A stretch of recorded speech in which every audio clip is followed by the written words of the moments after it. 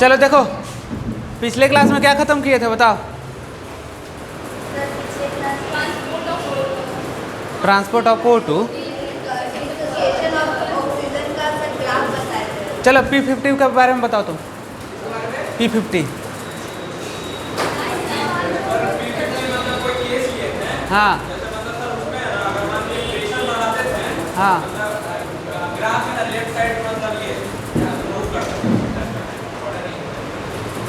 गया कॉपी को फेंक दिया होगा सीधे जाके क्या? चलो बोलो।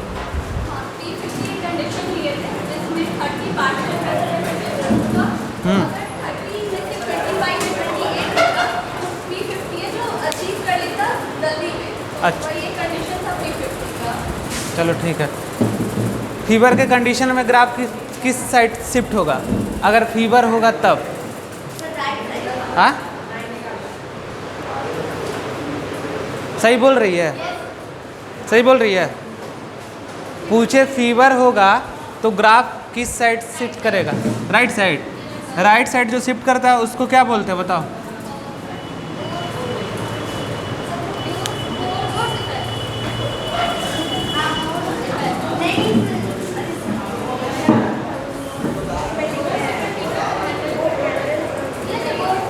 बोर्ड साइड ठीक है। अच्छा वो हैंडल इफेक्ट किस साइड?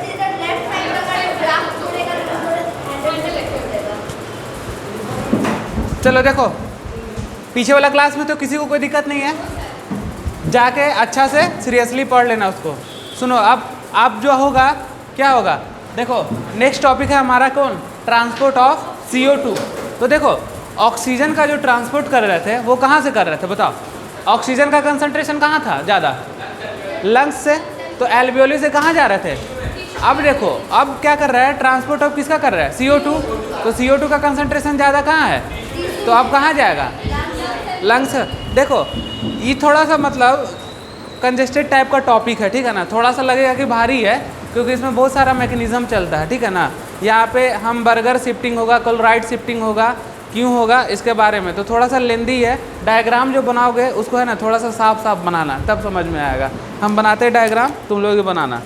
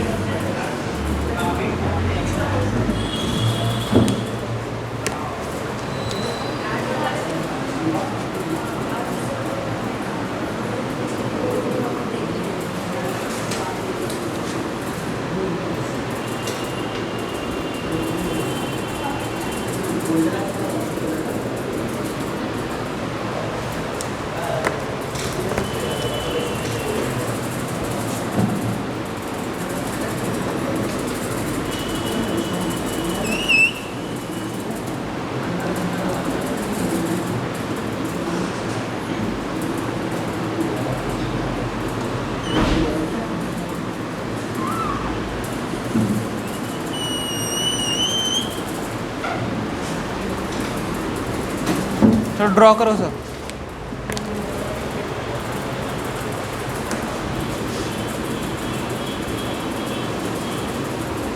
यहाँ किसका कंसंट्रेशन ज़्यादा? टिश्यू सेल किसका होगा? चलो स्टार्ट हो जाओ।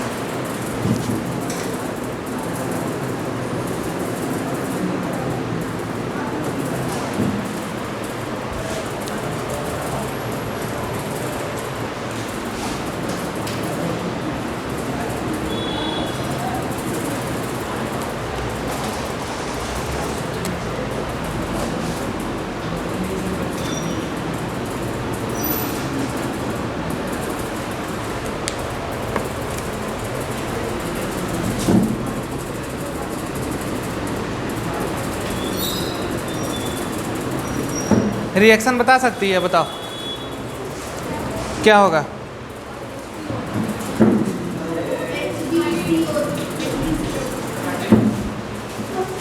चलो लिखो जल्दी जल्दी, फटाफट बनाते चलो।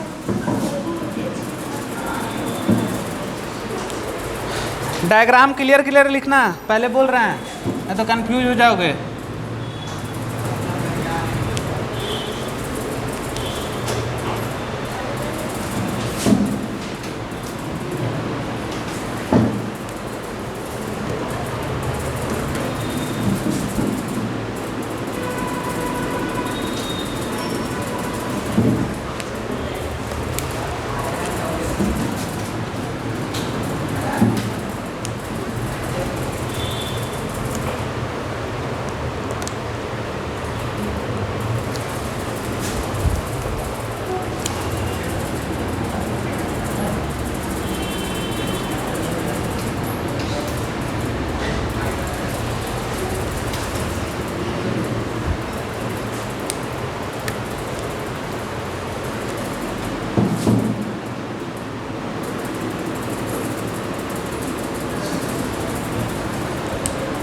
सारा रिएक्शन यहीं पे चलेगा।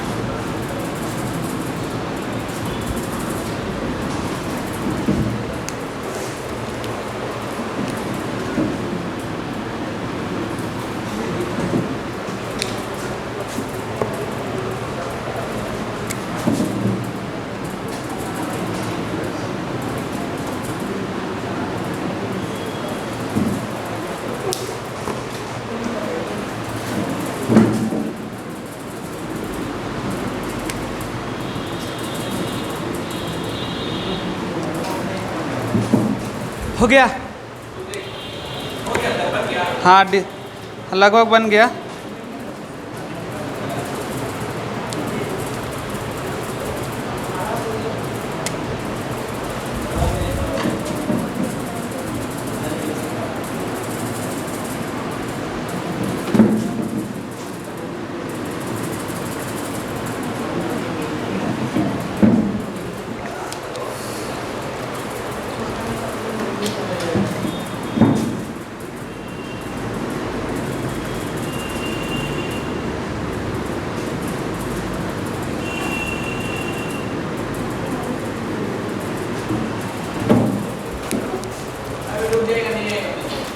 हाँ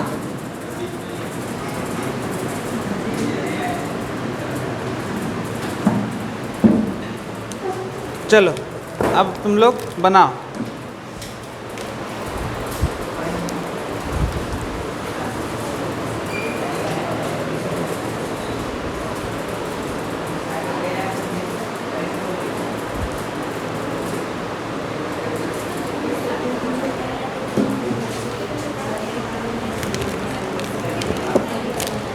चलो बताओ, ये जो CO2 बढ़ता है किसके कारण से बढ़ता है? पीछे क्लास में सब बता चुके हैं। सबसे पहला स्टेप, CO2 जो बढ़ता है किसके कारण से बढ़ता है? ये बोले थे कि बॉडी में अगर कोई भी मेटाबॉलिक एक्टिविटी होगा जिसके कारण से CO2 क्या होगा? बढ़ेगा। CO2 बढ़ेगा, कहाँ पे बढ़ा? टिश्यू सेल में, तो ट्रांसपोर्ट होगा ना। देख रहे हो ट्रांसपोर्ट हो रहा, ये कहाँ ट्रांसपोर्ट हो रहा? टिश्यू कैपिलरीज में। और हम टिश्यू कैपिलरीज के अंदर क्या लिए हैं? ये क्या है? RBC है। कौन है? RBC। और ये क्या है? प्लाज्मा है। क्या है? तो ये जो रेड वाला दिख रहा है इसको क्या बोलेंगे? RBC।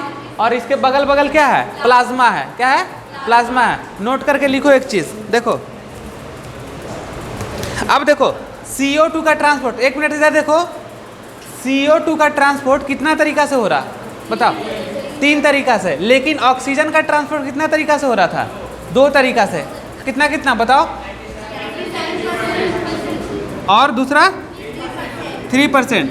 अच्छा हमको एक बात बताओ, जो जब हम ऑक्सीजन का ट्रांसपोर्ट करा रहे थे तो 97% कौन? RBC हीमोग्लोबिन के साथ, लेकिन 3% क्या हो रहा था? तो बताओ CO2 ज़्यादा डिजॉल्व होगा कि तुम्हारा O2 ज़्यादा डिजॉल्व होगा प्लाज्मा में? CO2 क्यों डिजॉल्व होगा? क्यों डिजॉल्व होगा प्लाज्मा में? CO2 7%। देखो जबकि O2 कितना परसेंट? ओनली 3%। जबकि CO2 कितना परसेंट? क्यों? वाई? क्या रीजन है इसके पीछे? CO2 का सोलेबिलिटी ज़्यादा होता है, किसमें? सोलेबिलिटी ज़्यादा होगा तो प्लाज्मा में जल्दी घुलेगा, इसलिए ज़्यादा घुलता है। समझ गए बात को? तो CO2 का पहला ट्रांसपोर्ट जो होगा 7% का, उसका दूसरा ट्रांसपोर्ट कितना होगा? 20 से 25% का, और तीसरा ट्रांसपोर्ट यानी पहला, दूसरा और तीसरा, यानी 3 तरीका से CO2 का ट्रांसपोर्ट होगा। अब हम बात करेंगे कि इस प्लाज्मा में Na+ सोडियम का ज़्यादा रहता है। क्या रहता है? सोडियम आयन ज़्यादा रहता है, जबकि कम कौन रहता है? Potassium ion. कौन कम रहता है? अब देखो RBC के अंदर कौन ज़्यादा है? K+ है। कम कौन है? Na+ है। लेकिन बच्चा सब गलती करता है कि RBC के अंदर बोलता है पोटेशियम होता है और प्लाज्मा के अंदर क्या बोलता है? सोडियम होता है। गलत कॉन्सेप्शन, ठीक है ना? गलत कॉन्सेप्ट है, क्योंकि होता है पर इसके साथ पोटेशियम भी तो है। अगर केवल सोडियम बोलेगे तो आंसर गलत ना हो जाएगा। मेरा कहने का मतलब ये है कि मिसकंसेप्शन कि बच्चा देखता है जहाँ RBC बोलता है कि पोटेशियम होगा, लेकिन ऐसा नहीं है। पोटेशियम के अंदर भी क्या है?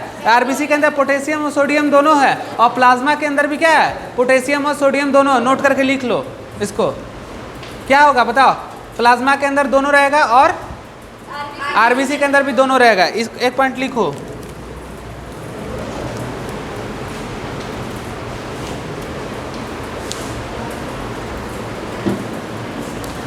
अब सुनो, समझ गए बात को? ये लिखना है कि RBC and plasma present both sodium and क्या? पोटेशियम। लिख लो। सुनो एक बात, हम अगर इसके कंसंट्रेशन का बात करें तो कंसंट्रेशन का बात करेंगे तब बोलेंगे कि प्लाज्मा में सोडियम ज़्यादा है, अगर कंसंट्रेशन लेंगे तब। और RBC में कौन ज़्यादा है? तो पोटेशियम ज़्यादा है। क्या है? पोटेशियम ज़्यादा है। लेकिन ये कभी नहीं बोलेंगे कि एक के पास सोडियम एक के पास पोटेशियम, क्योंकि बोथ प्रेजेंट रहता है दोनों के पास। तो इसको हम अगर डिफ्रेंशिएट करें तो किसे करेंगे? कंसंट्रेशन से करेंगे। किसे करेंगे? कंसंट्रेशन से करेंगे। क्लियर हो गया पॉइंट? अब देखो सबसे पहला मेरा काम कि हम CO2 जो आ रहा है पहला स्टेप में कितना परसेंट आ रहा? 7% आ रहा। देखो यहाँ पे थोड़ा सा सोचो क्या हो रहा, तुम लोग सोचो एक मिनट। प्लाज्मा के अंदर हो रहा, ये जो 7% का ट्रांसपोर्ट हो रहा वो टिश्यूज कैपिलरीज के अंदर, प्लाज्मा के अंदर हो रहा। तो देखो क्या हो रहा, CO2 किसके साथ बाइंड हो रहा? वाटर के साथ बाइंड हो रहा। क्या निकल रहा है? और क्या निकल रहा है यहाँ से? कार्बोनेट आयन निकल रहा। अब देखो क्या हो सकता है इस कंडीशन में, थोड़ा सा सोचो, 2 मिनट दे रहे समय। ट्रांसपोर्ट होगा कि नहीं होगा? कुछ बताओ। ट्रांसपोर्ट होगा कि नहीं? यहाँ से किसका ट्रांसपोर्ट करना है हमको? CO2 का। कहीं CO2 दिख रहा तुम लोग को? कहीं CO2 दिख रहा? जल्दी देखो, 1 मिनट बताओ सोच के।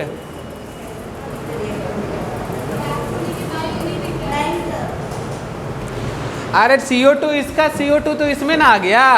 कहाँ आ गया? तो CO2 ये हुआ ना, तो इसको बाइकार्बोनेट बोलेंगे। क्या बोलेंगे इसको? बाइकार्बोनेट। क्या हुआ? बाइकार्बोनेट। देखो तो क्या हुआ, प्लाज्मा में CO2 H2O के साथ ऐड हो गया, H+ अलग हो गया, बाइकार्बोनेट आयन के रूप में ट्रांसपोर्ट हो गया। कौन? कार्बन। यहाँ पे कैसे CO2 कैसे ट्रांसपोर्ट हुआ? किसके फॉर्म में?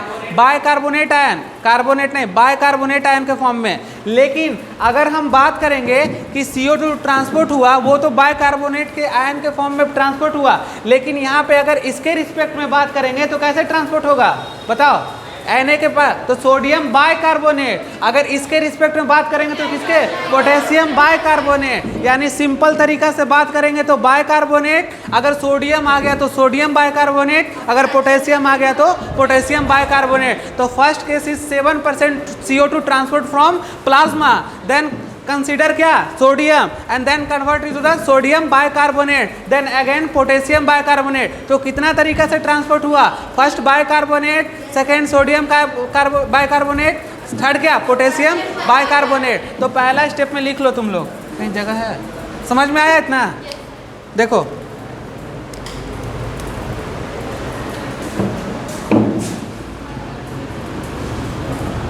ये प्लाज्मा क्या है बाबू, प्लाज्मा। CO2 ट्रांसपोर्ट कैसे हो रहा बताओ, CO2 ट्रांसपोर्ट बाइकार्बोनेट के फॉर्म में, किसके फॉर्म में?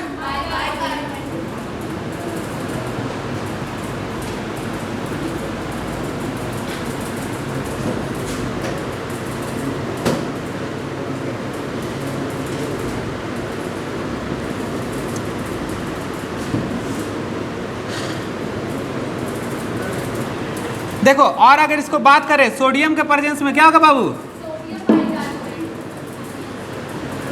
प्रेजेंस में तो सोडियम बाइकार्बोनेट होगा, NaSCO3 माइनस होगा। अब देखो पोटेशियम के प्रेजेंट में क्या होगा बताओ, तो KSCO3 माइनस होगा। तो देखो कितना तरीका से हो रहा, तो फर्स्ट बाइकार्बोनेट और सेकेंड क्या क्या, सोडियम बाइकार्बोनेट और पोटेशियम बाइकार्बोनेट। लिख लो उसको यहीं पे।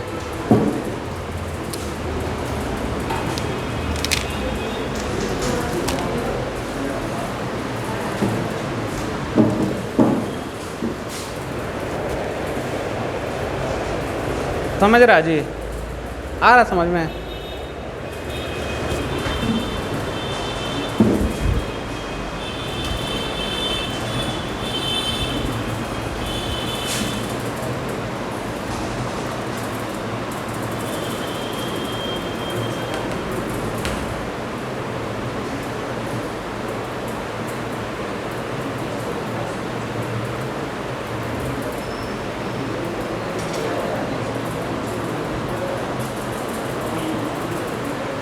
प्रीफर किसको करेंगे बताओ, सोडियम बाइकार्बोनेट और पोटेशियम बाइकार्बोनेट में अगर प्लाज्मा बोलेगा ट्रांसपोर्ट तो प्रीफर सोडियम को हमेशा प्रीफर करेंगे, क्योंकि सोडियम का अमाउंट ज़्यादा है, इसलिए सोडियम प्रीफर करेंगे।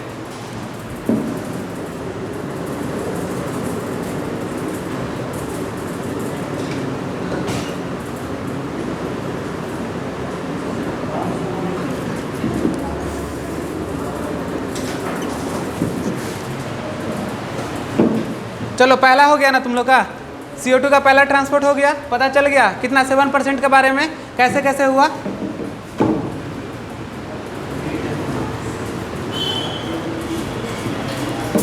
चलो देखो ये जो दिख रहा इस टिश्यू कैपिलरीज में बाइकॉन्केव शेप का, ये क्या है बताओ, ये रेड वाला क्या है, RBC है। अब बताओ RBC के अंदर क्या होता है, क्या होता है, वाटर होता है कि नहीं होता है बताओ?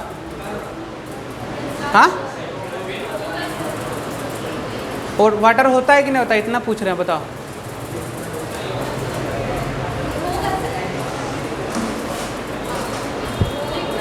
प्रोटोप्लाज्म नहीं रहता है, तो प्रोटोप्लाज्म रहेगा तो वाटर रहेगा ना जी। तो जब वाटर रहेगा ही नहीं तो वाटर कहाँ से लाएं, बाहर से पानी भर के लाएं क्या, है ना वाटर जी। हाँ रिएक्शन भी तो देखो थोड़ा, देख रहे ना। तो देखो अब हम लोग का सेकेंड केस क्या है बाबू, CO2 क्या है 20 to 25%।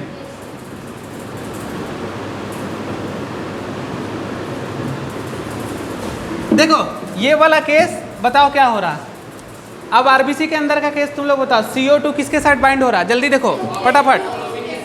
कब का केस है ये बताओ, CO2 HbO2 के साथ कब बाइंड हो रहा था, पीछे वाला केस याद करो जल्दी से, हीमोग्लोबिनिक एसिड वाला, भूल गया साहब। चलो देखो हम समझा रहे हैं, सुनो ये देखो RBC के अंदर है, RBC के अंदर क्या है CO2 किसके साथ बाइंड हो रहा है, ऑक्सीहीमोग्लोबिन के साथ क्या बना रहा है HbCO2, इसको क्या बोलेंगे बताओ जल्दी।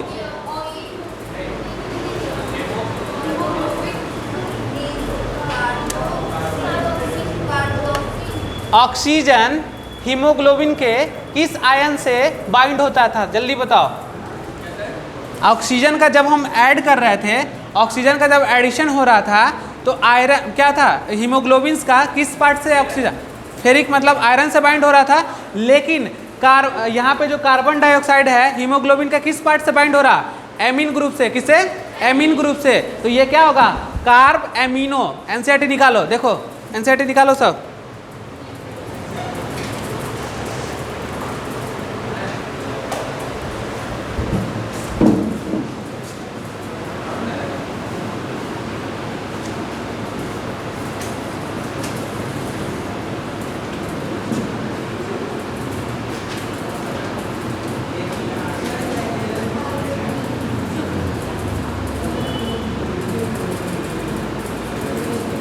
चलो नहीं तो लिख लो, कार्बन ऐड हो रहा है हीमोग्लोबिन के किस पार्ट से, एमीन पार्ट से, तो क्या बनेगा बताओ, HbCO2 क्या है, कार्ब एमिनो, देखो लिखा होगा क्या है, कार्ब एमिनो हीमोग्लोबिन, लिख लो यहाँ पे HbCO2 carb amino haemoglobin. Oxygen का बात हो रहा है तो कार्बन तो आएगा ना जी, तो देखो हीमोग्लोबिन के किस पार्ट से, एमीन ग्रुप से अटैच हो रहा, जबकि वहां पे कहाँ अटैच हो रहा था, O2 में, फेरिक यानी आयरन के पार्ट से ऐड हो रहा, तो यही था कंसीडर, लिखो इसको। अब देखो तुम बताओ, देखो इधर ध्यान दो, अब क्या निकल रहा, CO2 HBO के साथ बाइंड हो गया, क्या बना दिया, कार्ब एमिनो हीमोग्लोबिन, लेकिन यहाँ से अलग क्या हो रहा, देखो ऑक्सीजन, ऑक्सीजन कहाँ जाएगा जल्दी बताओ, कहाँ चल जाएगा, यहाँ ना आ जाएगा, देखो तो यहाँ से ऑक्सीजन निकला, अब ये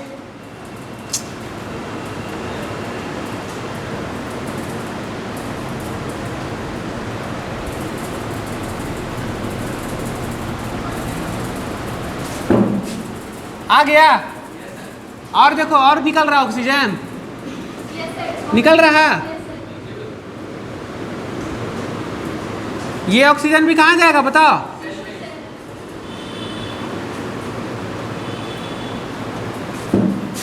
पहुंच गया ना,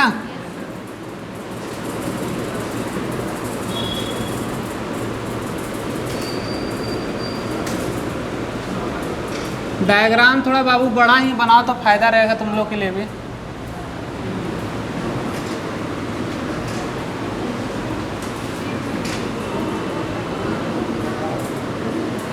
और नहीं होगा तो बाद में फ़ोटो खींच लेना, रूम पे बना लेना, या फिर वीडियो देख के बना लेना, लेकिन अच्छा से बना लेना कॉपी में।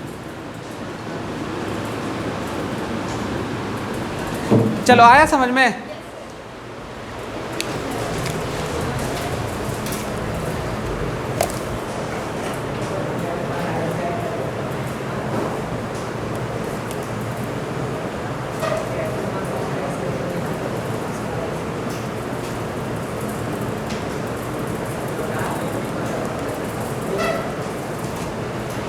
देखो कितना परसेंट आता था टिश्यू में HbO2, बताओ 97% आ रहा था, वहाँ बताए थे ना, 97% से कितना परसेंट ट्रांसपोर्ट हो रहा था, 27% डिसोसिएट हो रहा, वही तो HbO2 यहाँ पे आया है, और HbO2 किसके साथ कंबाइन हो गया है,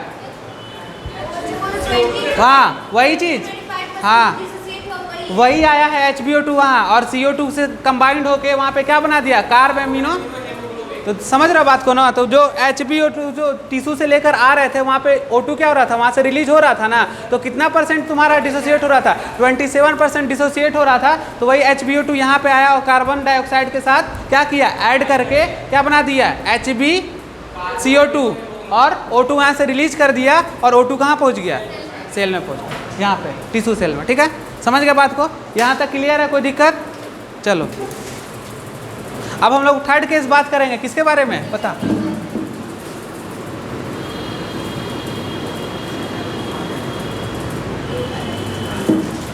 चलो देखो यहाँ तक किसी को कोई दिक्कत तो पूछो फिर से हमसे, नहीं तो फिर हम आगे बढ़ रहे हैं अब, ठीक है। देखो मेजर पोर्शन क्या है बाबू, मेजर कितना होगा, 70%।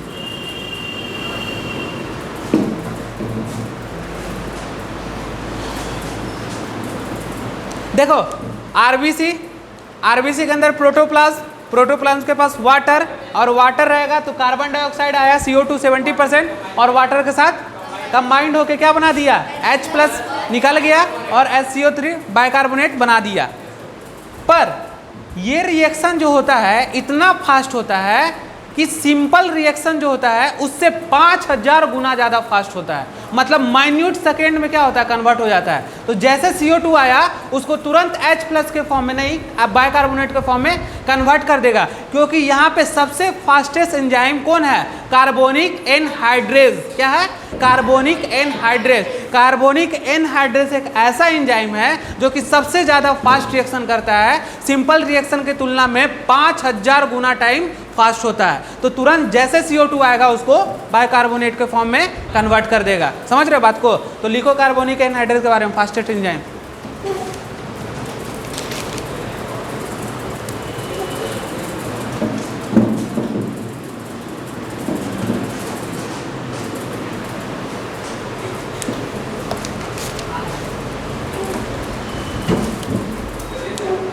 क्या हो गया? फास्टेस्ट एंजाइम लिखो। सिंपल रिएक्शन के कंपैरिजन में 5000 टाइम क्या होता है? फास्ट होता है। Carbonic anhydrase fastest enzyme.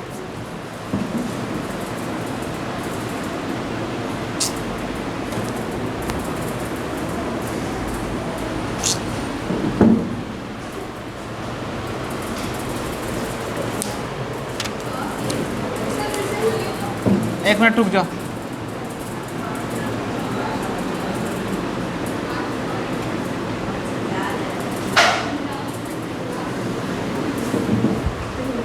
देखो लिखो, carbonic anhydrase one of the fastest enzyme. Carbonic anhydrase one of the fastest enzyme किसके? सिंपल रिएक्शन के कंपैरिजन में 5000 टाइम क्या होता है? फास्ट होता है।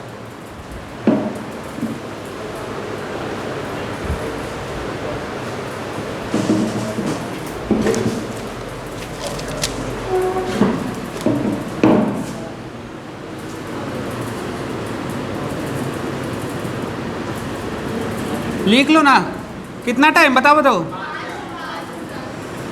लिख लो नोट करके, हो गया। कुछ थोड़ा कॉन्सेप्ट है थोड़ा सा। अब देखो, अब एक बात समझो, देख रहे हो ये एरो को मिलाओ, एच और एच को मिला दिया ना, इस तरह से बनाओ तुम लोग भी अंदर में। ये जो देख रहे हो एच प्लस जो निकला है, इस एच को इस एच के साथ मिला रहे हैं, तो तुम लोग भी मिलाओ ऐसे एरो। समझाएंगे अभी।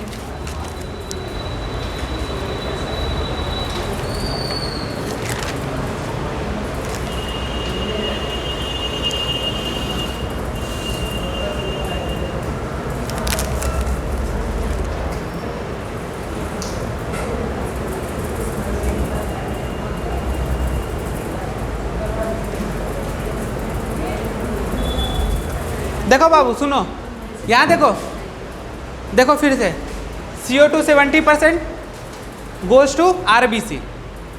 RBC में प्रोटोप्लास्ट, प्रोटोप्लास्ट के पास वाटर, और कौन सा एंजाइम है? कार्बोनिक एनहाइड्रेस एंजाइम है। CO2 बाइंड किसके साथ हुआ? वाटर के साथ। कार्बो एनहाइड्रेस तुरंत किस में कन्वर्ट कर दिया? बाइकार्बोनेट के आयन में। H+ अलग हो गया, ठीक है। H+ फिर यहाँ पे यहाँ चला जाएगा, ठीक है ना। फिर H+ क्या होगा? HbO2 के साथ जुड़ के और क्या करेगा? हीमोग्लोबिनिक एसिड बना देगा। हीमोग्लोबिनिक एसिड बना के क्या करेगा? O2 को फिर से सेल में भेज दिया। तो H+ क्या था? हम बताए थे ना तुम लोगों को कंडीशन कि जब CO2 बहुत ज़्यादा बढ़ेगा, हम क्या बढ़ाए थे कि 70% भी हो सकता है ना डिसोसिएट। तो 70% डिसोसिएट हो रहा, तो कार्बन डाइऑक्साइड जितना ज़्यादा डिसोसिएट, H+ उतना ज़्यादा, तो यहाँ बहुत ज़्यादा डिसोसिएट किसका हो रहा? CO2 का। तो H+ बहुत ज़्यादा ना निकलेगा, और H+ ज़्यादा निकलेगा तो कहाँ चला जाएगा? यहाँ चला जाएगा, और किसके साथ ऐड हो जाएगा? हीमोग्लोबिन के साथ, और इससे कहाँ चला जाएगा? हीमोग्लोबिनिक एसिड बनाएगा, और O2 यहाँ से निकलेगा और सेल में चला जाएगा। तो ये क्या हो रहा? फास्ट होते जा रहा। क्या हो रहा? फास्ट हो रहा। समझ के बात को? तो O2 का ट्रांसपोर्ट फिर से सेल में हो गया। अब सुनो, बात ये था कि 70% जो आया वो कार्बोनिक एनहाइड्रेस किस में कन्वर्ट कर दे रहा? बहुत फास्ट कन्वर्ट कर रहा, और कन्वर्ट करने के बाद तुरंत स्किप भी हो जा रहा। स्किप का मतलब समझते हो? निकल जा रहा। कहाँ से? RBC से कहाँ की तरफ चला जा रहा? प्लाज्मा ना है, तो प्लाज्मा की तरफ चला जा रहा, और जैसे ये प्लाज्मा की तरफ आ रहा, क्लोराइड अंदर की ओर घुस जा रहा। इसी फिनोमिना को बोलते हैं हम लोग क्या? Chloride shifting. समझ रहे बात को? फिर से सुनो,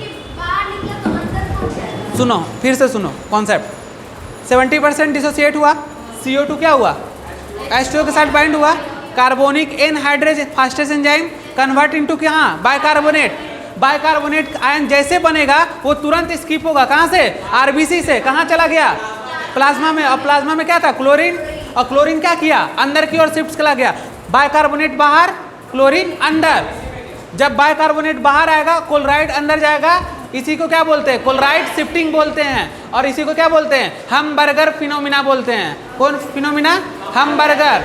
हमबर्गर फिनोमिना घटना है, ठीक है। क्लोराइड शिफ्टिंग यानी बाइकार्बोनेट बनेगा, रुकेगा भी नहीं RBC में, तुरंत प्लाज्मा में चला जाएगा, और प्लाज्मा से क्लोरीन RBC में चला जाएगा। समझ गए बात को? तो इसी को बोलते हैं हम लोग क्या? क्लोराइड शिफ्ट बोलते हैं, और इसी को बोलते हैं हमबर्गर फिनोमिना। समझ गए बात को? ये बार बार होते रहेगा, क्या होगा, बार बार होगा। अभी जस्ट इसका अपोजिट हम लोग पढ़ेंगे, जब अलग से चलेंगे तो ये पॉजिटिव क्लोराइड शिफ्टिंग है। अब इसके बाद पढ़ेंगे हम लोग निगेटिव क्लोराइड शिफ्टिंग। तो समझ गए बात को, क्या हुआ, 1 मिनट ध्यान से देखो फिर आगे पढ़ेंगे। देखो जल्दी से डायग्राम फिर से, कहीं कोई दिक्कत तो बताओ। इसे हाँ इसी के थ्रू तो ट्रांसपोर्ट हो रहा CO2 का, हाँ वही होगा, ठीक है ना। तो कितना परसेंट होगा, 77 कितना परसेंट हो रहा प्लाज्मा के थ्रू, देख रहे हो ना। तो देखो आ गया। अब देखो तुम लोग को यहाँ पे थोड़ा सा कन्फ्यूजन हो रहा होगा, देखो हम बता रहे हैं कहाँ कन्फ्यूज हो गए। CO2 H2O जोड़ा तो H+ निकला, तो ये H+ का काम क्या है, ये पता चल गया ना तुम लोग को। H+ क्या बताए थे, शुरू स्टार्ट करो। हाँ तो H+ का निकलना जरूरी था ना, तभी तो हीमोग्लोबिनिक एसिड बनेगा, और हीमोग्लोबिनिक एसिड बनेगा तभी तो O2 अलग होगा, और O2 अलग होगा तभी तो टिश्यू सेल के पास जाएगा। तो यही रिएक्शन जस्ट कहाँ चला जाता है, इधर क्रॉस कर जाता है। समझ गए बात को। तो ये हुआ क्लोराइड शिफ्टिंग, देख लो एक बार आराम से तुम लोग। चलो मेरा क्वेश्चन लिखो नोट में, हमबर्गर फिनोमिना जो होता है वो ट्रांसफर कहाँ से कहाँ होता है, बताओ। अकर्स कहाँ होता है, बताओ कहाँ बनेगा। हमबर्गर फिना अकर्स वेयर, किसके किसके बीच में। चलो लिख लो इसको, लिख लो, क्वेश्चन है।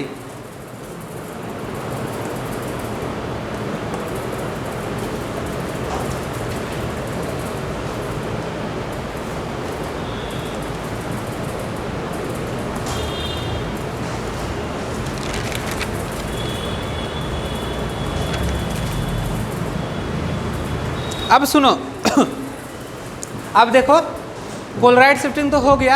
अब मेरा क्वेश्चन क्या है यहाँ पे, ये जो हो रहा तुम्हारा, ये जो बाइकार्बोनेट हो रहा वो कहाँ से आ रहा, आरबी से ट्रांसपोर्ट हो रहा कहाँ, प्लाज्मा में। और क्लोराइड कहाँ से कहाँ ट्रांसपोर्ट हो रहा, तो लिखना होगा तो लिख लेना, नहीं तो अंडरस्टूड है, तुम लोग समझ जाओगे। अब सुनो मेरा क्वेश्चन, आखिर ये अंदर और बाहर क्यों जा रहा है, इसके पीछे भी तो रीजन होगा ना, आखिर आना और जाना क्या। तो देखो हम लोग पढ़ते हैं क्या, निगेटिव आयन, देखो क्या पढ़ते हैं, निगेटिव, इसको क्या बोलते हैं, एनायन, क्या बोलते हैं, एनायन, और इसको क्या बोलते हैं, कैटायन बोलते हैं, ठीक है। तो देखो ये दोनों निगेटिव आयन है, यानी कैसा बैलेंस होगा, एनायनिक बैलेंस होगा, यानी इलेक्ट्रिकल न्यूट्रलिटी को बनाने के लिए क्या होगा, अंदर बाहर करेगा, यानी क्लोराइड भी माइनस और SCO3 भी माइनस। तो देखो दोनों को बैलेंस करने के लिए क्या होता है, एक तरफ से बाइकार्बोनेट बाहर आता है तो दूसरी तरफ से क्लोराइड अंदर जाता है, तो इसी को हम लोग क्या बोलते हैं, एनायनिक इलेक्ट्रिकल न्यूट्रलिटी, मतलब न्यूट्रलाइजेशन। अगर 1000 क्या आया, बाइकार्बोनेट बाहर आया तो 1000 क्लोराइड अंदर की ओर जाएगा, तो दोनों एक दूसरे को बैलेंस करेगा, इसी को बोलते हैं इलेक्ट्रिकल न्यूट्रलिटी। लिखना है तो लिख लो, electrical neutrality, electrical neutrality.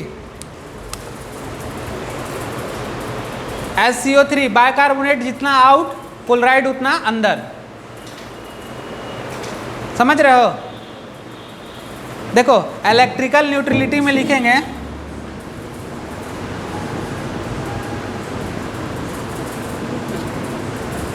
SCO3 बाहर आ रहा है ना जी, आउट, क्लोराइड क्या हो रहा, इन।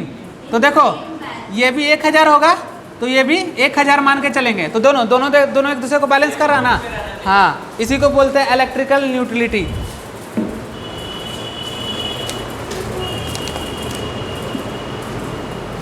और इसी को बोलेंगे कौन, एनायनिक की कैटायनिक बैलेंस, जल्दी बताओ।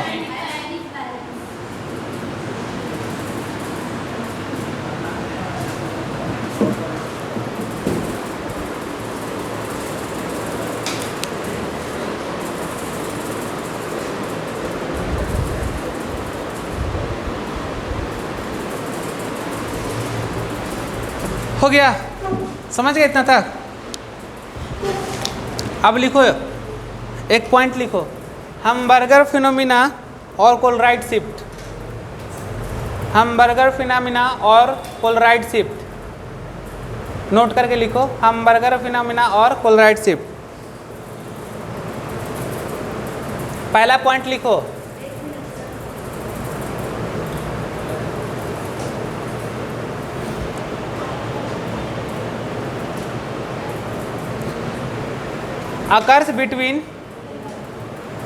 occurs between RBC and plasma, hamburger phenomena और chloride shift.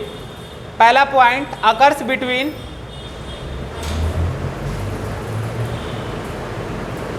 RBC and plasma. Second point, occur in tissue capillaries. कहाँ पे हो रहा? टिश्यू कैपिलरी में ना, वो तो अंदर का बात हम बता दिए आरबीसी और प्लाज्मा, लेकिन हो कहाँ रहा? हाँ, अकर्स इन टिश्यू कैपिलरीज.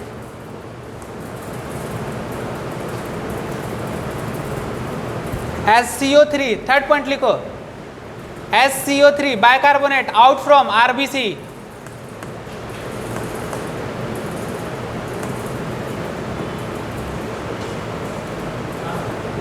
और क्लोराइड आयन कहाँ से? हाँ, लिख लो point.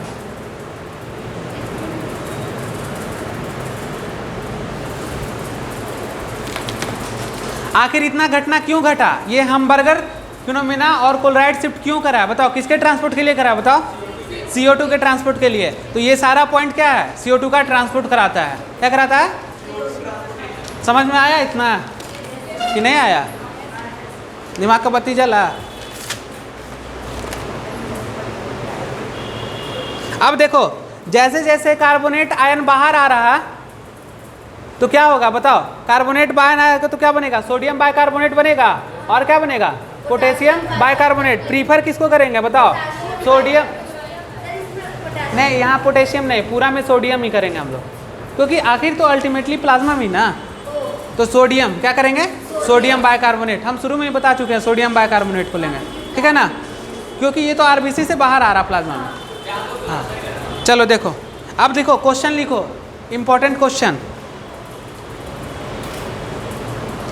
Most of the CO2 transported, most of the CO2 transported, most of the CO2 transported in form of, कैसे होता है बताओ? सबसे ज्यादा ट्रांसपोर्ट किससे होता है? बताओ, आरबीसी से ना होता है? हाँ, इन फॉर्म ऑफ किससे होता है? बताओ जल्दी, बताओ जल्दी बताओ. आरबीसी से ना हो रहा जी, आरबीसी से निकल रहा था. हाँ, अरे वही तो हम घुमा रहे हैं तुम लोग को. आंसर तो बताओ क्या होगा? बाइकार्बोनेट, सोडियम बाइकार्बोनेट, केवल बाइकार्बोनेट. अब ऑप्शन में देगा तब. यही क्वेश्चन तुम लोग को गलती करवा रहे थे हम. देखो तो किससे हुआ? बाइकार्बोनेट के फॉर्म में. आंसर क्या होगा? लिख लो, आंसर बाइकार्बोनेट.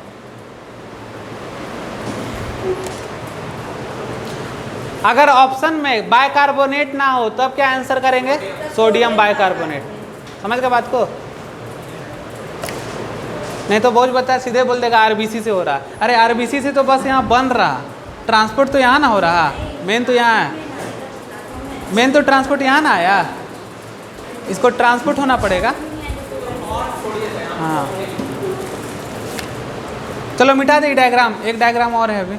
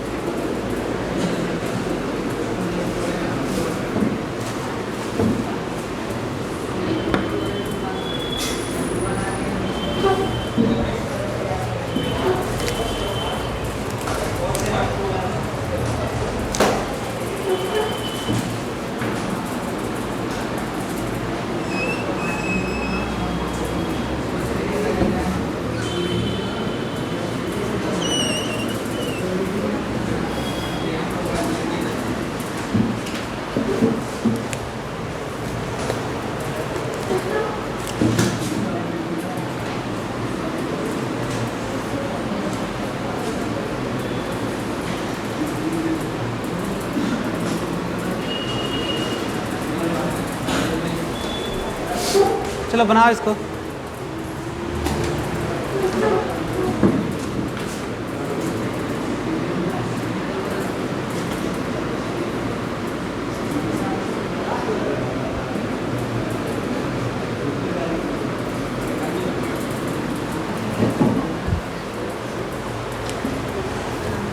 इस बार बड़ा डायग्राम बनाओगे? बनाओ. अब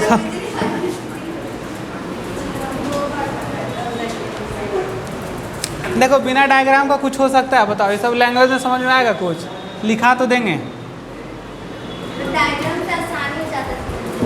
लैंग्वेज लिखाने का जरूरत ही नहीं पड़ता है फिर हमको, देखते हो। तैयार रहो, पूछेंगे अब।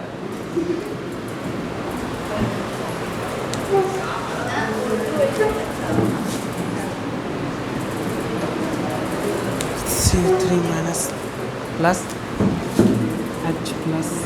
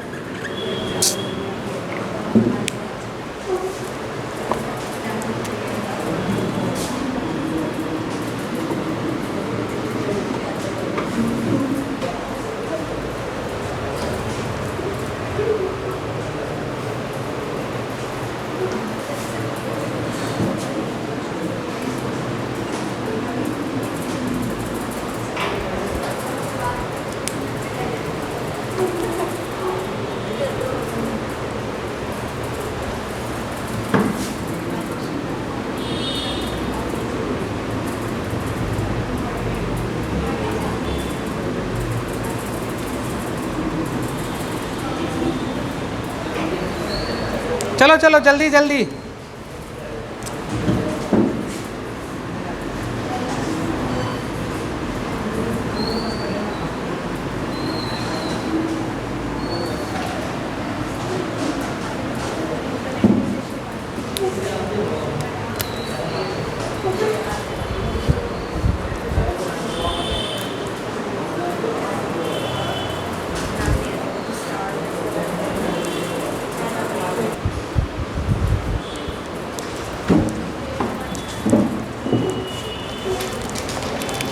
थोड़ा सा गौर करो क्या चल रहा है, देखो थोड़ा सा ध्यान दो। डायग्राम, हाँ कहाँ आ रहा है O2?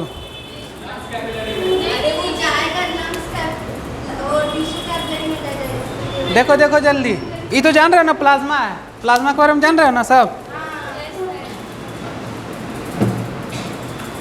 मोटा अक्षर में लिख दे प्लाज्मा। चलो देखो अब सोचो क्या हो रहा होगा। अभी तो डायग्राम बनाए थे CO2 का कंसंट्रेशन ज़्यादा था, लेकिन यहाँ किसका कंसंट्रेशन है? देखो पहले तो डायग्राम देखो किसका है, पल्मोनरी यानी लंग्स का बात हो रहा, वहाँ किसका हो रहा था? टिश्यू का बात हो रहा था। तो देखो O2 पहले कहाँ आएगा, देखो O2 कहाँ आएगा और CO2 कहाँ जाएगा? O2 यहाँ आएगा और CO2 यहाँ जो ये कहाँ जाएगा? ऐसा ही ना है। अब देखो क्या होता है, सुनो। बाइंड कर दे हम तो उसे क्या ट्रांसपोर्ट हो जाएगा, ये बताओ। अगर हम केवल बाइंड कर दे तो उसे ट्रांसपोर्ट होगा। फिर वही वाला कॉन्सेप्ट, पैकेट में पेन लेके हम चल रहे हैं और फिर वहीं से पेन लेके यहाँ आ जा रहे हैं, कभी ट्रांसपोर्ट होगा? तो डिटैच तो करना पड़ेगा। तो CO2 को छोड़ोगे तब ना निकलेगा यहाँ से, तो CO2 को छोड़ देंगे तो क्या होगा? निकल जाएगा। तो अब देखो बात कहाँ पे हो रहा, देखो देखो जल्दी देखो। लंग्स एल्वियोली में किसका कंसंट्रेशन ज़्यादा है? तो ट्रांसफर किधर होगा, डिफ्यूजन किधर होगा? कहाँ? RBC में ना, RBC में आ गया। तो देखो लंग्स एल्वियोली में O2 का कंसंट्रेशन मोर और वो कहाँ पहुँच रहा? RBC में। अब क्या हो रहा? RBC में O2 क्या हो रहा? देखो और H प्लस का काम क्या होगा यहाँ बताओ?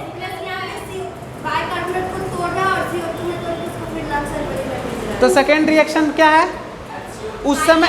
अब देखो यहाँ पे एसोसिएशन बोलेंगे, क्या बोलेंगे? और वहाँ पे क्या था? तो देखो वही रिएक्शन तो है O2 और हीमोग्लोबिनिक एसिड के साथ क्या हो रहा? HbO2 प्लस कर रहा। अब देखो बाइकार्बोनेट आयन उस समय कार्बोनिक एनहाइड्रेस तोड़ा था, कब? जब हम पहुंचे थे कहाँ, टिश्यू कैपिलरीज में, आरबीसी के अंदर वाटर था, तो वहाँ ऐड होके क्या किया था, तो ये HCO3 प्लस H+ में तोड़ दिया था। और यहाँ पे देखो अब क्या हो रहा है, एसोसिएट हो रहा कि नहीं, वही चीज़ उल्टा रिएक्शन हो गया जी। पहले ये था इधर, अब इधर हो गया, तो देखो क्या हो गया, कार्बोनेट और H+ जुड़ के क्या बना दे रहा, वाटर बना दे रहा, और क्या बना दे रहा, वाटर और CO2 बना दे रहा। जब CO2 यहाँ अलग हो जाएगा तो फिर कहाँ चला जाएगा, लंग्स एल्वेओली में चला जाएगा। समझ में आया कुछ, तो कैसा हो रहा है यहाँ पे, अब बताओ यहाँ पे कैसा शिफ्टिंग है, थोड़ा सा देखो।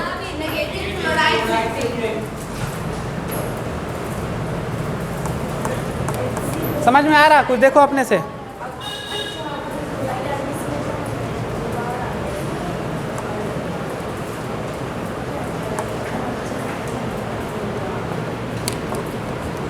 देखो यहाँ पर एसोसिएशन हो रहा, यानी समझ रहे हो, HbO2 का एसोसिएशन होकर HbO2 बन रहा, ठीक है ना। तो ली चैटलियर एक प्रिंसिपल होता है केमिस्ट्री में, क्या होता है, ली चैटलियर, जिसका कंटेंट ज़्यादा होगा उसी दिशा में क्या होगा, रिएक्शन शिफ्ट कर देगा। तो जिसका ज़्यादा कंटेंट होगा उधर शिफ्ट कर जाएगा।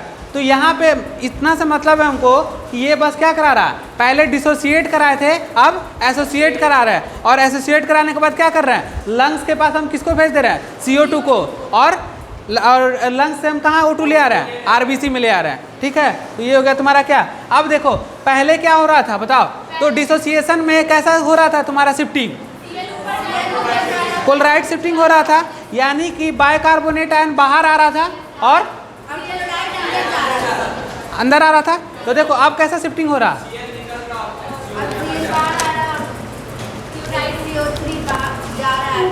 देख लो यहाँ पे हो गया ना।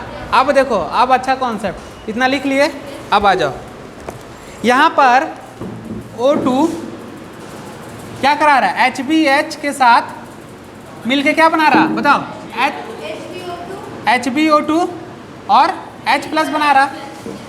देखो इस रिएक्शन में अगर H+ बढ़ेगा तो क्या होगा, जल्दी देखो,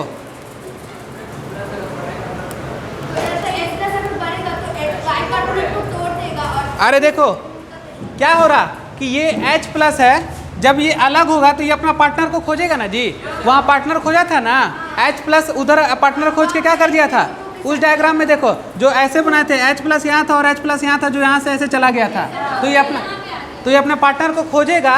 तो देखो ये H+ अगर बढ़ेगा तो क्या होगा, देखो HCO3 होगा और H+, अगर H+ बढ़ गया कहाँ पे, RBC के अंदर, तो कैसा मीडियम होगा बताओ जल्दी, एसिडिक मीडियम ना हो जाएगा, यानी केमिकल इक्विवेलेंस को तो बिगाड़ देगा। अब तो इसको न्यूट्रलाइज करने के लिए चाहिए ना, इसीलिए क्या होता है, क्लोराइड शिफ्टिंग होता है। क्या होता है, उस रिएक्शन को लिखो पहले, फिर से देखो बता रहे हो उसमें।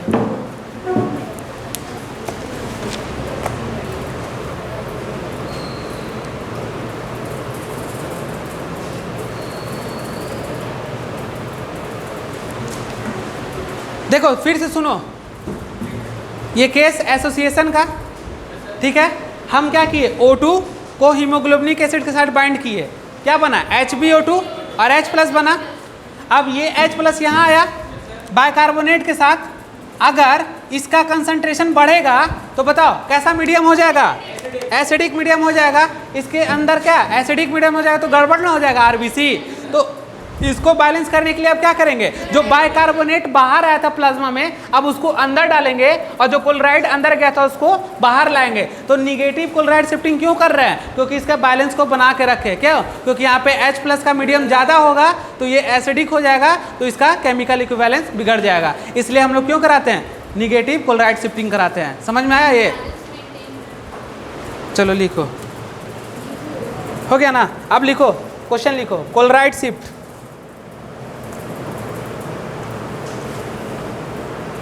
अच्छा एक चीज़ और थोड़ा सा लिख लो, उस समय हम क्या लिखे थे बाबू, अब HCO3 क्या हो रहा बताओ जल्दी से, बाहर आ रहा है कि क्या हो रहा, जल्दी बोलो, अंदर आ रहा ना, तो इन कर रहा, और क्लोराइड क्या कर रहा, आउट हो रहा। इसको क्या बोलेंगे, निगेटिव क्लोराइड शिफ्टिंग। फिर से समझा दे क्या इसको, समझ गया ना सर, एसोसिएशन।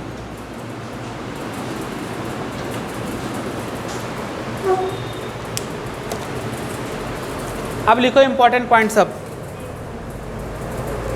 अब तुम लोग जो पढ़े थे डाइजेस्टिव सिस्टम में carbohydrate, fat, proteins, respiratory question पढ़े थे ना। अब उसका पता चलेगा कि आखिर क्यों 1 होता है, ठीक है ना। देखो एसोसिएशन हो गया। देखो दिक्कत है तो बोलो, फिर हम बताएंगे इसको। नहीं ना दिक्कत है, चलो देखो लिखो तो क्लोराइड शिफ्ट लिखो, क्वेश्चन में लिखो क्लोराइड शिफ्ट। कहाँ होता है क्लोराइड शिफ्ट, आंसर लिखो। क्लोराइड शिफ्ट अकर इन कहाँ होगा, टिश्यू कैपिलरीज में कहाँ होगा। तो क्लोराइड से बोल रहे तो सिर्फ क्लोराइड से तो हम होगा ना, टिश्यू कैपिलरी। तो अभी हम किसका, हाँ ठीक है टिश्यू कैपिलरीज लिखो सही में। क्लोराइड शिफ्ट कहाँ होगा, टिश्यू कैपिलरीज। अभी इसका बात नहीं कर रहे, सबका पॉइंट लिखा रहे समरी। नहीं तो पॉजिटिव क्लोराइड शिफ्ट कहाँ हुआ, टिश्यू कैपिलरीज। अब लिखो निगेटिव क्लोराइड शिफ्ट कहाँ होगा, लिख लो, सब नोट करके लिख लो। Negative chloride shift pulmonary capillaries हो गया दोनों। अब चलो नेक्स्ट पॉइंट, हैंडल इफेक्ट कहाँ होता है, लेफ्ट नहीं, कंसंट्रेशन किसका ज़्यादा होगा जहाँ हैंडल इफेक्ट होगा, जल्दी बताओ। हाँ तो लिखो हैंडल इफेक्ट वहाँ जहाँ CO2 का कंसंट्रेशन O2 का कंसंट्रेशन ज़्यादा।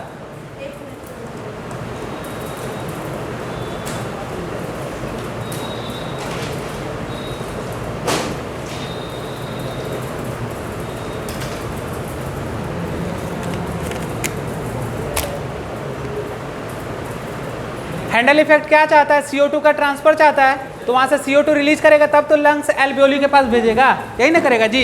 ये रिलीज करेगा और कहाँ कर देगा, लंग्स एल्वियोली के पास भेज देगा। अभी हम लिखाएंगे तुम लोग को हैंडल और इसमें। चलो हो गया ना, इतना क्लियर है ना।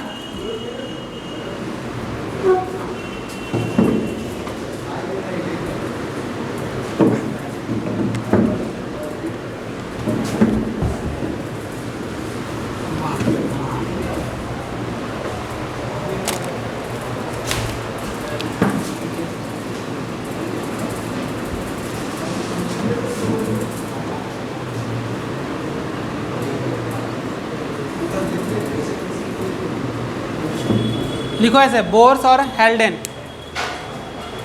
गलती लिखा गया क्या, देख लो। हेल्डेन HALDAN ही होगा। चलो लिखो इसको बोर्स और हेल्डेन। देखो अब इधर लिखेंगे पॉइंट, किधर होगा बोर्स, दिस इज CO2 का कि O2 का कंसंट्रेशन। जल्दी बोर्स वाला बताओ, इधर होगा और ये किधर होगा,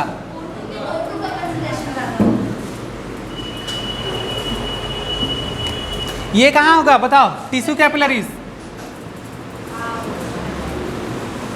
ये कहाँ होगा बताओ,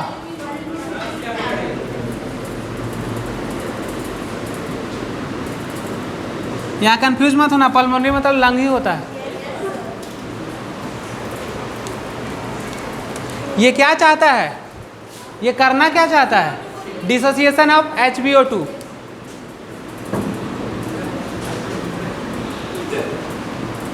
कंडीशन है सब, HbO2 को डिसोसिएट करेगा तभी तो O2 निकलेगा, तभी तो ट्रांसपोर्ट कराएगा। फिर वो क्या चाह रहा है बताओ, बताओ, रिलीज ऑफ CO2।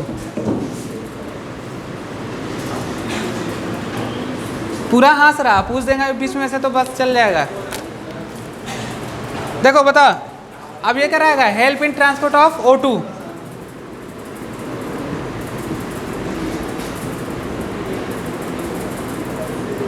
अब बताओ ये,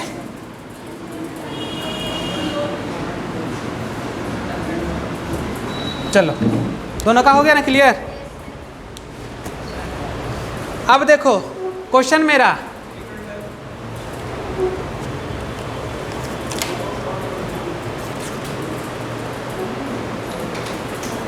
देखो क्वेश्चन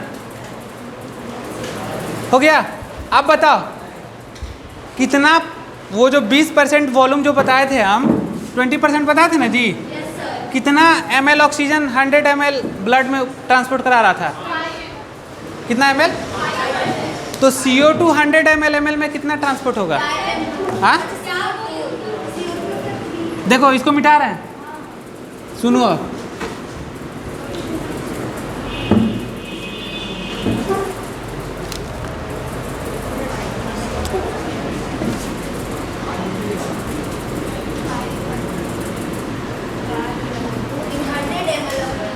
फाइव MlO2 क्या होगा? 100 ट्रांसपोर्ट होगा। तो बताओ जल्दी।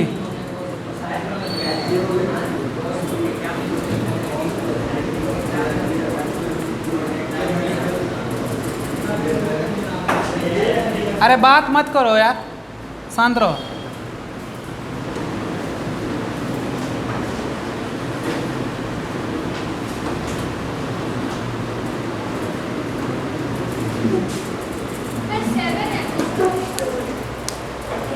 चलो बोलो, बनाओ जल्दी क्वेश्चन।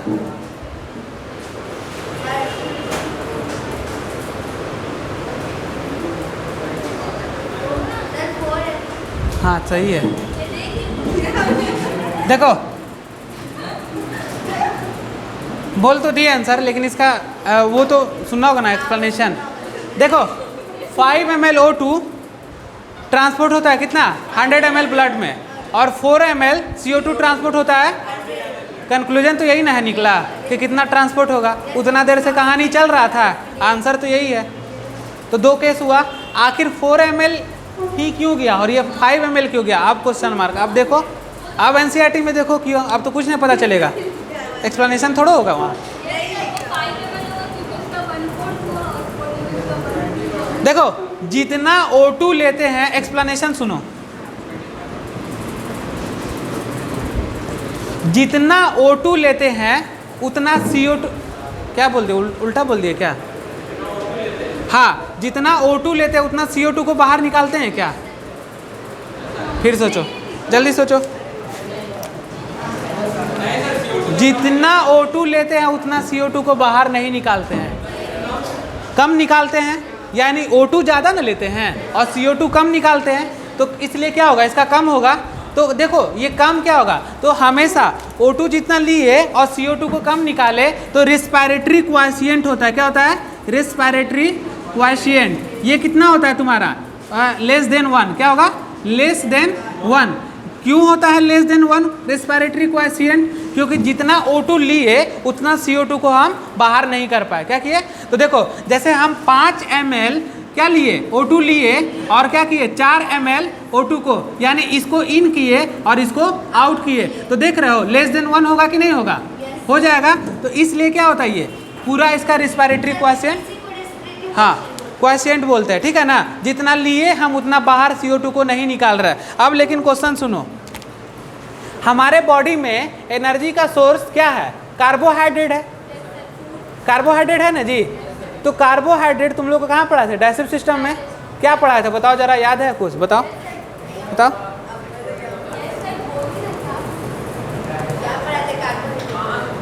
देखो कार्बोहाइड्रेट जो होता है वो एनर्जी का सोर्स है, और उसका रेस्पिरेटरी क्वाशिएंट कितना होता है? 1 होता है। कितना होता है? 1 होता है, कहीं पढ़ोगे। लेकिन देखो हमारे बॉडी में केवल कार्बोहाइड्रेट ही तो नहीं है ना केवल एनर्जी का सोर्स, प्रोटीन से और फैट है। लेकिन प्रोटीन को तो हम लोग डाइजेस्ट नहीं करते हैं, बताए थे ना फर्स्ट क्लास में। तो क्या करते हैं? फैट से एनर्जी लेते हैं। इसलिए देख रहे हो एनर्जी क्या 1, और फैट से भी ले रहे हैं और कार्बोहाइड्रेट से लेते हैं, इसीलिए क्या होता है तुम्हारा लेस देन 1 होगा। क्या होगा? लेस देन 1 होगा। कंक्लूजन समझ में आया? कुछ नहीं आया? समझो, एक चीज़ तुम लोग समझा रहे हैं। देखो रेस्पिरेटरी क्वाशिएंट जो होता है वो कितना है? लेस देन 1 है, ठीक है। किसका बताओ? 5 ml ऑक्सीजन ले रहे हैं और CO2 को 4 ml बाहर निकाल रहे हैं। एनर्जी का सोर्स हम लोग के बॉडी में क्या है? अगर कार्बोहाइड्रेट को लेंगे तो कार्बोहाइड्रेट अकेले रहेगा तो उसका रेस्पिरेटरी क्वाशिएंट कितना होगा? 1 होगा। लेकिन कार्बोहाइड्रेट के अलावा भी तो कोई सोर्स है, यानी कि जब हमको ज़रूरत पड़ेगा तो फैट को तोड़ेंगे। फैट को तोड़ेंगे तो देखो वहाँ पे जो लिखा हुआ है ना, केवल कार्बोहाइड्रेट नहीं है, और क्या है उसके साथ एनर्जी का सोर्स, फैट भी है। तो यही दोनों है, तो एक से ज़्यादा एनर्जी का सोर्स है, इसीलिए रेस्पिरेटरी क्वोशिएंट क्या होता है, लेस देन 1 होता है। अगर कोई एक रहता तो रेस्पिरेटरी क्वोशिएंट कितना रहता, 1 रहता। क्या रहता, 1 रहता। इसलिए एनर्जी का सोर्स क्या क्या हम लोग के पास, जल्दी बताओ, और फैट है। प्रोटीन्स भी है, लेकिन प्रोटीन्स को हम लोग क्या करते हैं, डाइजेस्ट नहीं करते हैं। जाके पढ़ना फिर से, जो पढ़ाए थे समझ में आ जाएगा इसका कंक्लूजन। समझ के बात को, देखो कहीं दिक्कत है तो पूछो।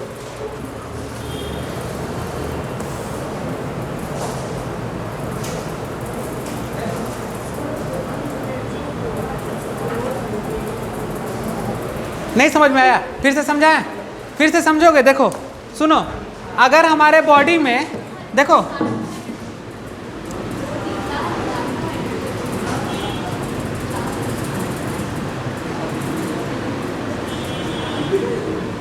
देखो बॉडी में एनर्जी सोर्स क्या, कार्बोहाइड्रेट।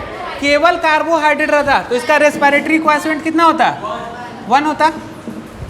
यानी कि रेस्पिरेटरी क्वोशिएंट 1 रहता तो 5 ml O2 को क्या करते, 5 ml O2 इन करते और 5 ml CO2 क्या करते, आउट करते। तो रेस्पिरेटरी क्वोशिएंट 1 नहीं हुआ जी, 5 को क्या कर देंगे, 1 हो गया। लेकिन अब इस कार्बोहाइड्रेट के बदले और भी तो कुछ है, तो क्या है, फैट है ना। तो कभी रेस्पिरेटरी क्वोशिएंट 1 आएगा, नहीं आएगा, तो क्या आएगा, लेस देन 1 आएगा। यही इसका क्या है, कंक्लूजन है। समझ गए बात को, अब समझ में आया। 5/5 1, तो लेस देन 1 यहाँ पे होगा। कुल तो लिखा देंगे, अभी आएगा तब। देखें एनसीईआरटी मेरा लाओ।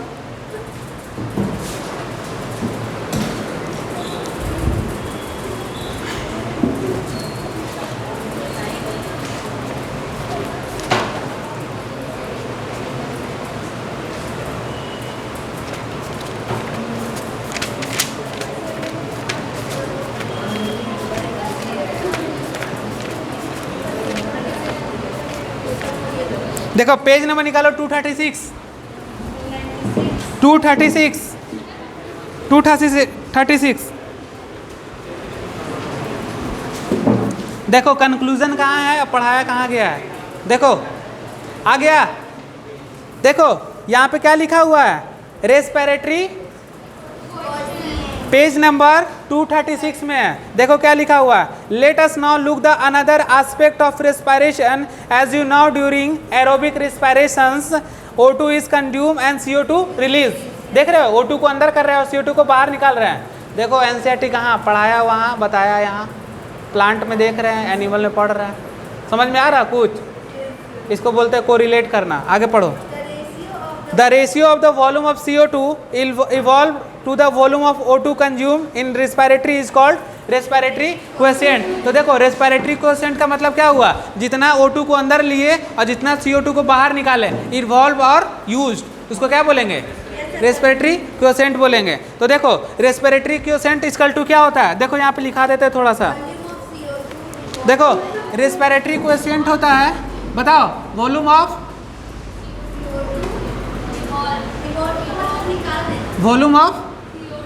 CO2 evolve, volume of consume. तो जितना O2 को कंज्यूम किए और जितना CO2 को बाहर निकाले, this term is called respiratory quotient. समझ गए बात को। तो देखो अब देखो, तो यहाँ पे रेस्पिरेटरी क्वोशिएंट में देखो कार्बोहाइड्रेट का कितना है, बताओ। शुरू में यहाँ देखो 1 आया, 1 1 1। दूसरे डायग्राम पे देखो जल्दी, आ गया 1। केवल अगर एनर्जी सोर्स ऑफ कार्बोहाइड्रेट रहेगा तो क्या आएगा, 1 होगा, यानी जितना आया उतना गया। लेकिन यहाँ कितना बताए हैं, लेस देन 1 बताए हैं, तो क्या हो जाएगा, यानी कि एनर्जी का सोर्स में फैट भी आ रहा है ना। तो ये पूरा कंक्लूजन हुआ तुम लोग। हाँ तो हाँ, तो लेस देन 1 आएगा ना। यही रेस्पिरेशन तो है, क्योंकि रेस्पिरेशन में क्या कर रहे हैं, 4 ही ml तो O2 निकाल रहे हैं। क्या बोली, नहीं आ रहा समझ। अरे यही तो है, देखो वहाँ देखो 1 अगर रहता तो यही 4 ml हम क्यों निकाल रहे हैं, यही कंक्लूजन है। देखो आखिर 4 ml हम इसलिए निकाले क्योंकि रेस्पिरेटरी क्वोशिएंट क्या है, लेस देन 1 है। कार्बोहाइड्रेट लेते तो 1 होता, तो यहाँ पे 5 हो जाता। कितना हो जाता, 5 हो जाता। लेकिन लेस देन 1 है, इसलिए क्या हो जा रहा, 4 हो जा रहा। देखो कंक्लूजन, आप समझ में आया? कोरिलेट करो। नहीं फिर से समझ में? हाँ सर आ गया।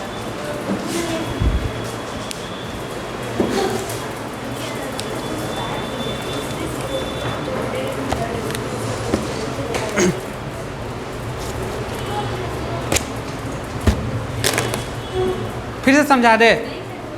लो समझ लो फिर से।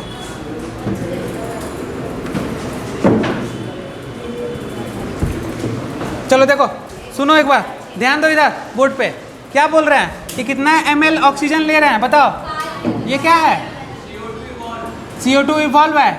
और क्या है ये? O2 कंज्यूम है। तो यहाँ पे O2 कितना है बताओ? 5 ml। और CO2 कितना है? 4 ml। देखो रेस्पिरेटरी कोएफिशिएंट का फॉर्मूला समझ गए तुम लोग?